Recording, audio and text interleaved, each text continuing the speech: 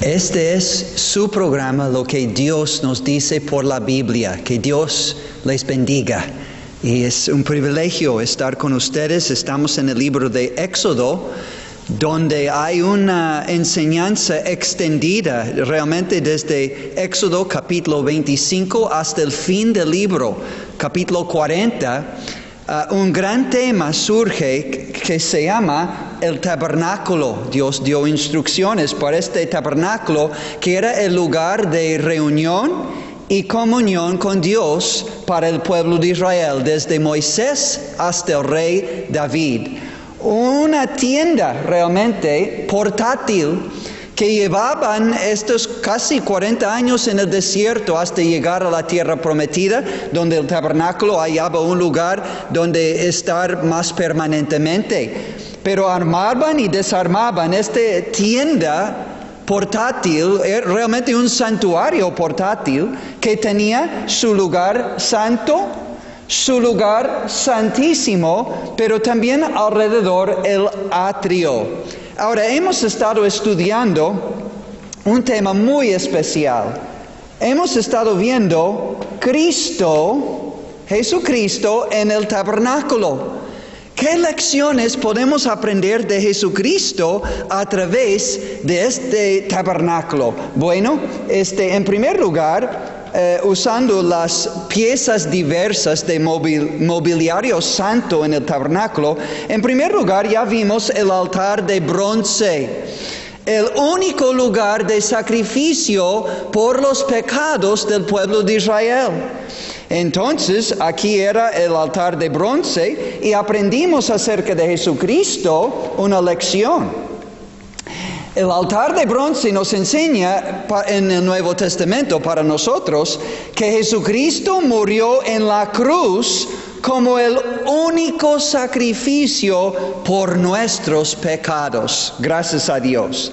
En segundo lugar, vimos acercándonos al tabernáculo, pero todavía en el atrio se encuentra la fuente de bronce. La fuente de bronce, un lugar donde los sacerdotes tenían que lavar las manos y los pies para poder primero ofrecer sacrificios por los pecados del pueblo y después para entrar en el lugar santo y el sumo sacerdote entrar en el lugar santísimo para poder ministrar y hacer posible comunión con Dios, acercamiento con Dios. ¿Qué aprendimos de la fuente de bronce? No sé si se acuerdan, pero de la fuente de bronce uno aprende que Jesucristo es la fuente de todo lavamiento espiritual, por medio de su sangre que Él derramó en la cruz y por medio de su palabra y su Espíritu Santo, agua espiritual. El creyente en el Señor Jesucristo puede ser limpiado de todo pecado, lavado de toda maldad y corrupción y contaminación espiritual, y así vivir en comunión continua con Dios. Porque como dice 1 de Juan 1:7, la sangre de Jesucristo, el Hijo de Dios, puede limpiar de todo pecado.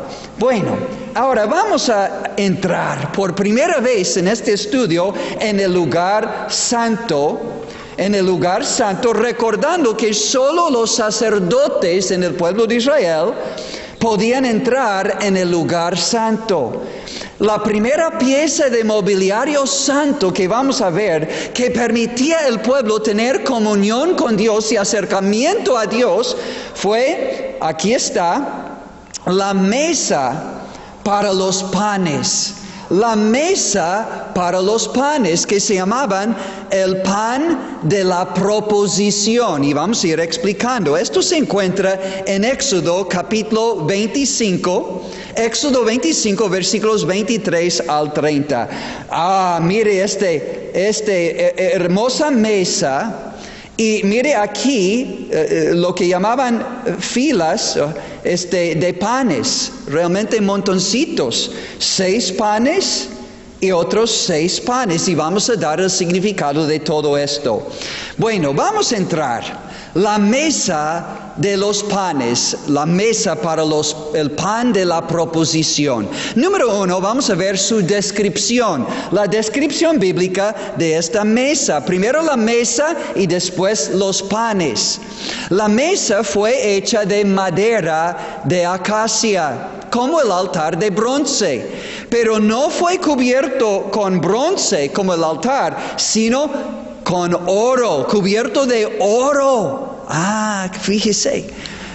Dice que su longitud era nada más 90 centímetros o 2 codos. 90 centímetros de longitud. Su anchura, nada más 1 codo o 45 centímetros. Y su altura, 1 codo y medio o 67.5 centímetros de altura. No era una mesa grande, no. Pero esta es la mesa cubierta, esta mesa de oro, hablando de realidad, la deidad de Dios.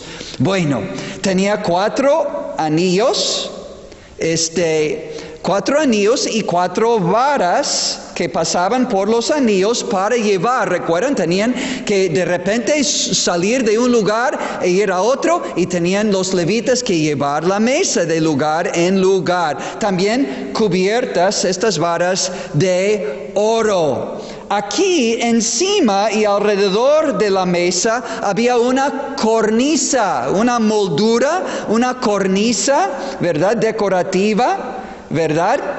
Como una corona alrededor de la mesa por hermosura y práctico para no caer los instrumentos y los panes. Había platos, cucharas, cubiertas y tazones con que se libará en esta mesa. Y, a fin de todo, el pan de la proposición. Proposición aquí literalmente significa presencia, porque estos panes fueron ofrecidos en la mera presencia de Dios, que Dios manifestaba en el tabernáculo desde el lugar santísimo. Dios brillaba en su gloria. Su presencia se manifestaba en este tabernáculo, y estos panes fueron ofrecidos delante de la presencia de Jehová, Dios de Israel, el Dios vivo y verdadero de Israel. El pan de la presencia de Dios, ofrecido delante de la presencia de Dios. El pan de la proposición, ofrecido continuamente, dice la Biblia, delante de Él. ¡Wow! No es cualquier mesa. Esta es una mesa santa, con un santo propósito que vamos a ver al ratito. Ahora, habiendo visto la mesa, ahora, y aquí se puede ver, no sé si pueden alcanzar a ver estos panes, ¿ok? 6 y 6, representando las 12 tribus de Israel, como vamos a ver. Ahora vamos a ver más específicamente estos panes, pero tenemos que ir más allá. Hemos estado leyendo o aprendiendo de Éxodo 25, 23 al 30, hablando propiamente de la mesa, pero tenemos que ir al próximo libro, Levítico capítulo 24, para aprender de los panes. Levítico capítulo 24, versículos 5 al 9. Estos panes, pan de la proposición o de la mera presencia de Dios, ofrecidas ante la presencia de Dios que Él manifestó en su tabernáculo. Había 2, lo que la Biblia llama hileras. No eran filas, eran hileras. 2 hileras con 6 panes en cada hilera, ofrecidas sobre una mesa, lo que la Biblia dice, una mesa limpia, y delante de Jehová, delante de Dios. También había encima de los panes incienso, sobre los panes incienso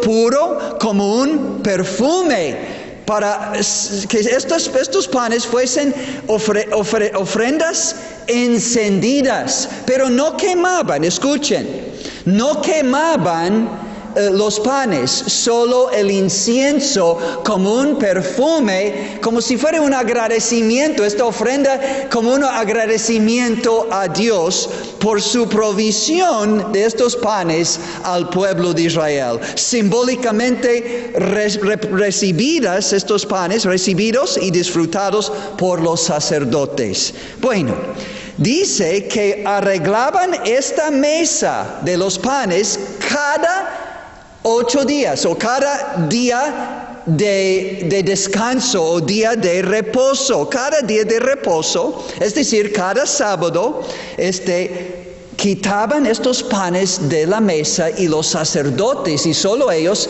tenían el derecho de comer este sustento, este alimento para sus cuerpos. ¡Qué privilegio!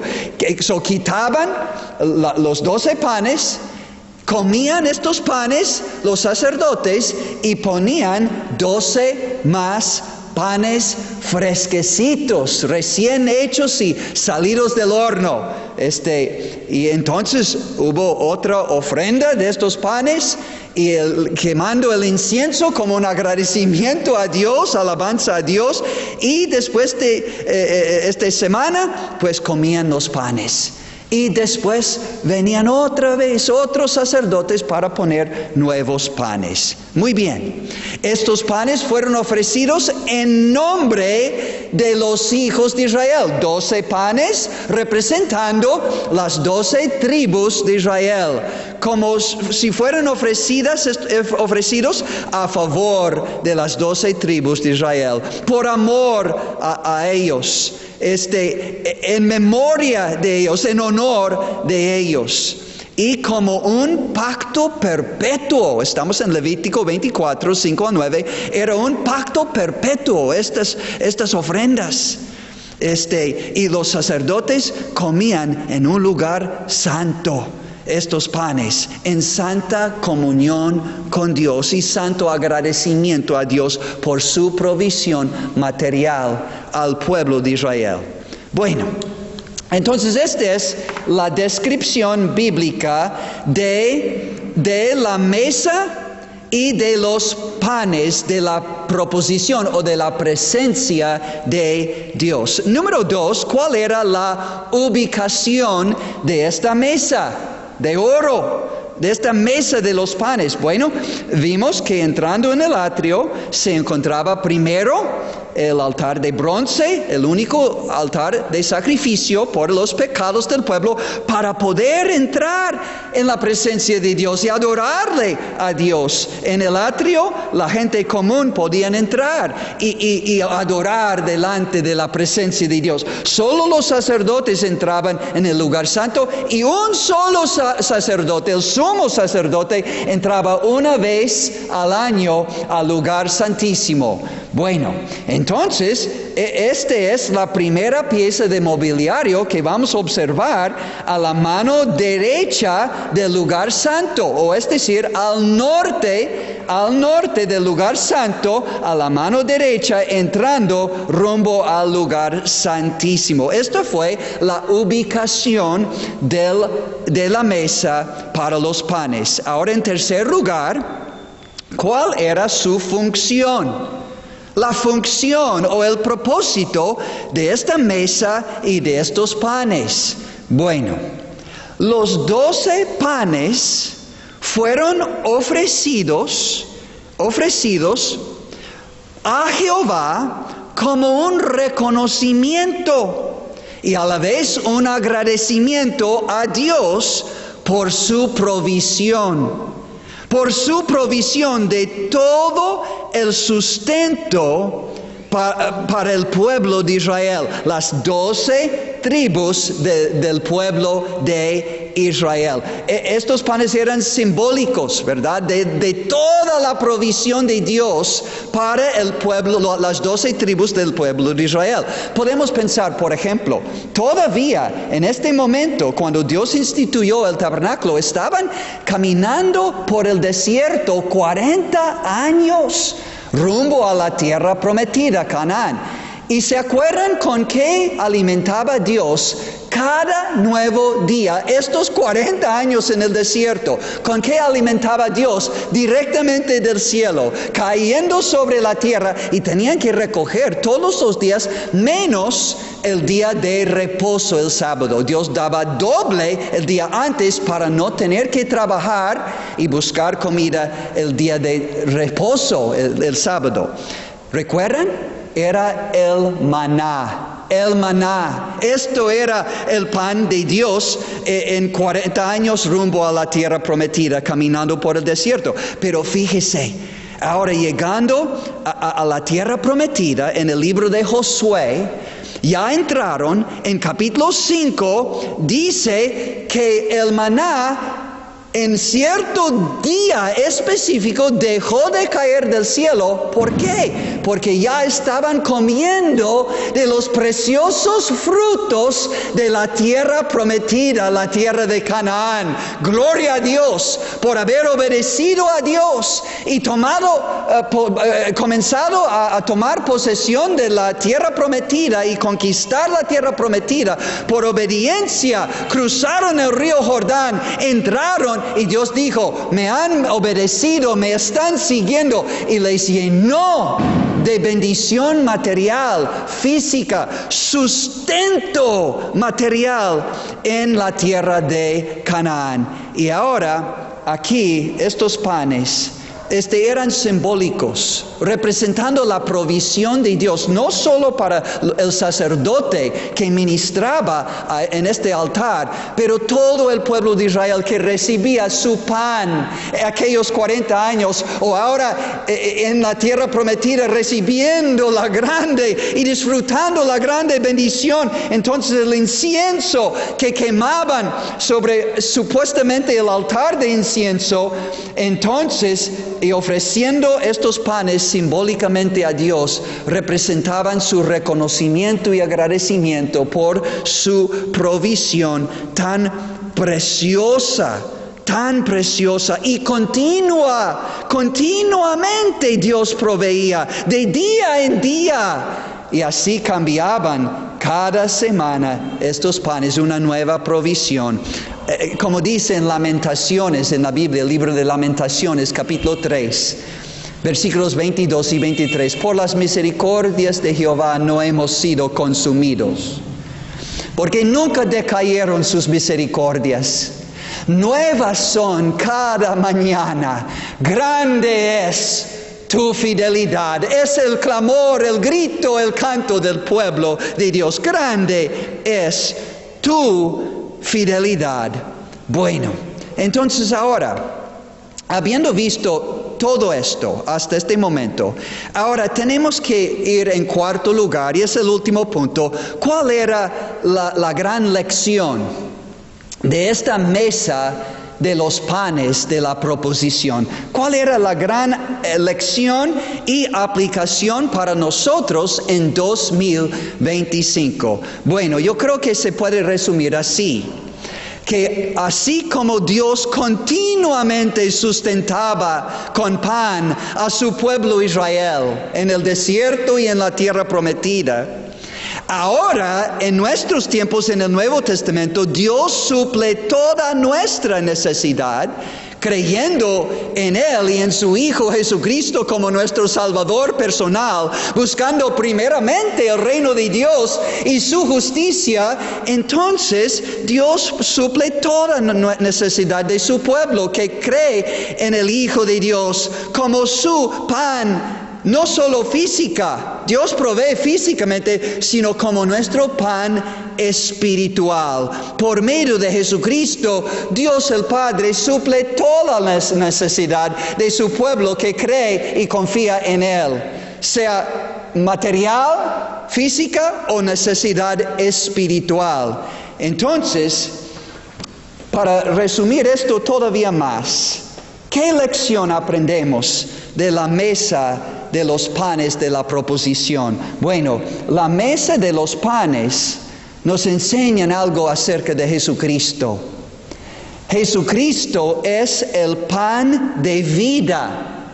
vida abundante, vida es eterna, dice el Evangelio según San Juan. Lee, por favor. Jesucristo es el pan de vida. El verdadero sustento espiritual es Jesucristo.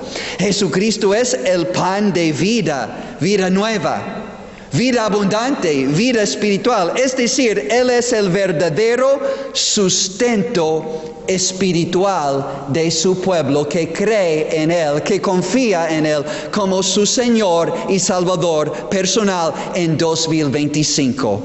Bueno, ¿dónde encontramos esta gran enseñanza acerca de Jesucristo, el pan de vida? Bueno, vamos a ir al Evangelio de Juan. El Evangelio de Juan, el apóstol, capítulo 6, donde Jesús acababa de hacer este gran milagro tan notorio de la alimentación de 5,000 varones en el desierto, a propósito, sin contar mujeres y niños, y no tenían pan. Y un muchacho llegó y dijo, pues aquí tengo unos panecitos, 5 panes y 2 pescados, pero los apóstoles estaban diciendo, ¿pero qué es esto para tanta gente? ¿Qué vale esto para alimentar miles de gentes? Pero Jesús, recuerdan, tomó los panes, tomó los pescados y dijo a la gente con toda calma, dijo a sus discípulos, hagan que la multitud se siente. Y entonces Jesús repartía los panes y los pescados a los apóstoles y en el proceso, no sé cómo, pero estas manos, que eran las manos de Dios, pero Dios en forma humana, hizo multiplicar los panes y los pescados para alimentar 5,000 varones, sin contar miles de mujeres y niños y hijos también. Todos se saciaron y recogieron 12 cestas de pedazos, dice, y recogieron pues y llenaron 12 cestas de pedazos. Pudiera ser que representa las 12 tribus de Israel, o probablemente los 12 apóstoles. Recogieron pues y llenaron 12 cestas de pedazos de los 5 panes de cebada que sobraron a los que habían comido. ¡Wow! ¡Qué milagro! Pero Jesús, recuerda, hizo estos milagros no solo para un beneficio físico o material. No, su propósito era muchísimo más. Había un beneficio espiritual que Cristo quería conferir sobre estas multitudes y sobre nosotros también.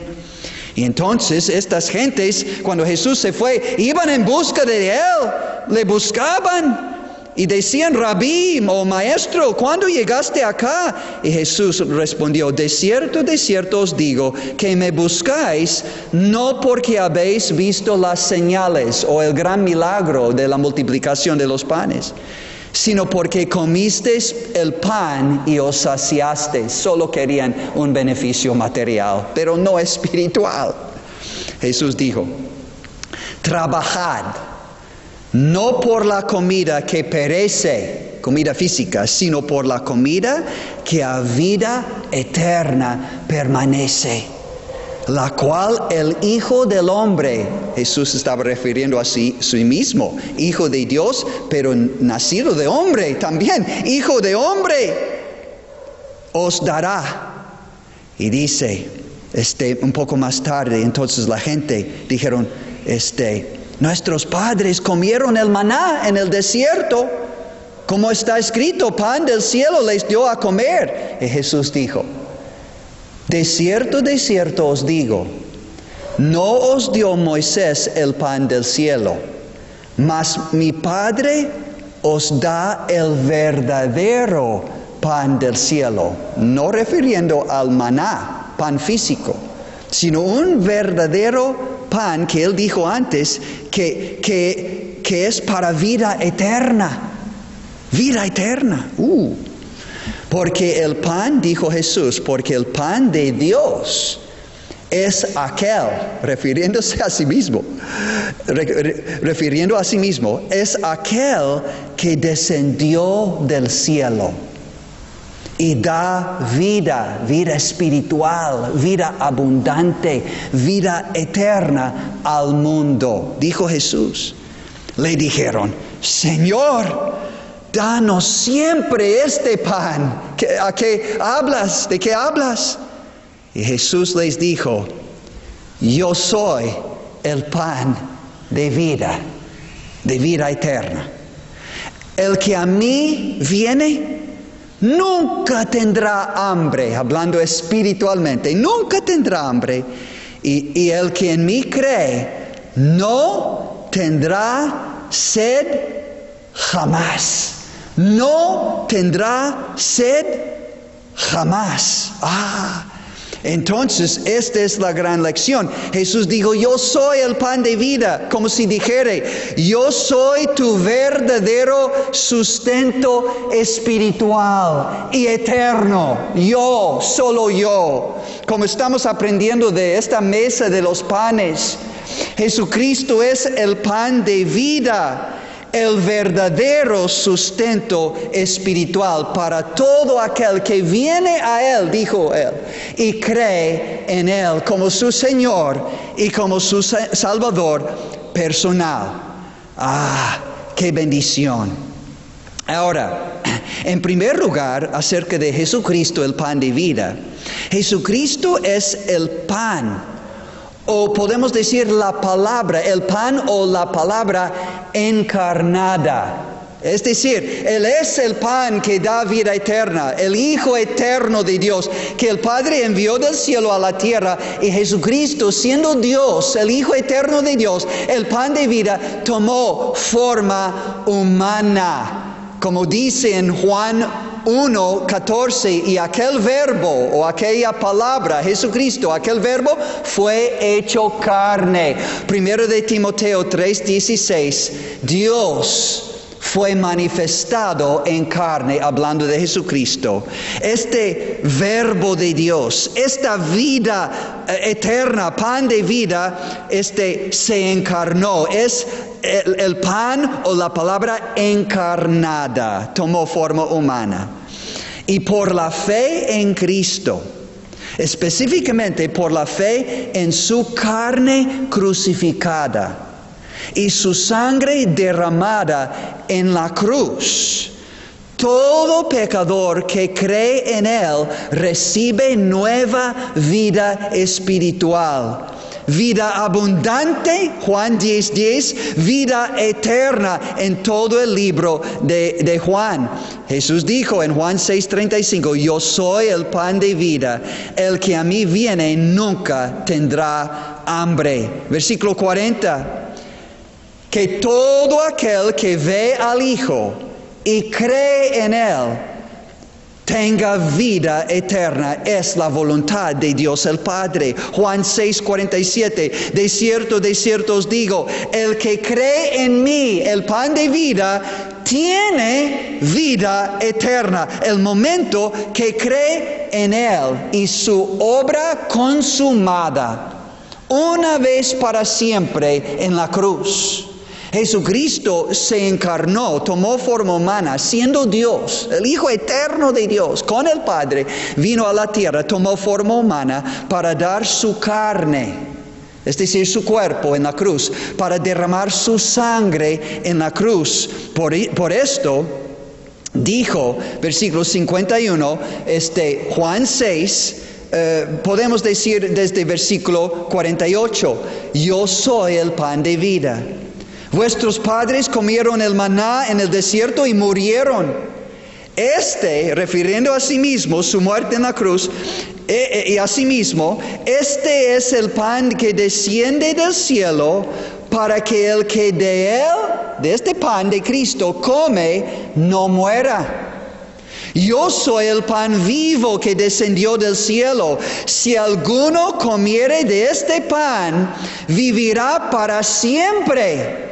Y el pan que yo daré es mi carne, es decir, mi cuerpo crucificado en la cruz hace 2000 años, la cual yo daré por la vida del mundo.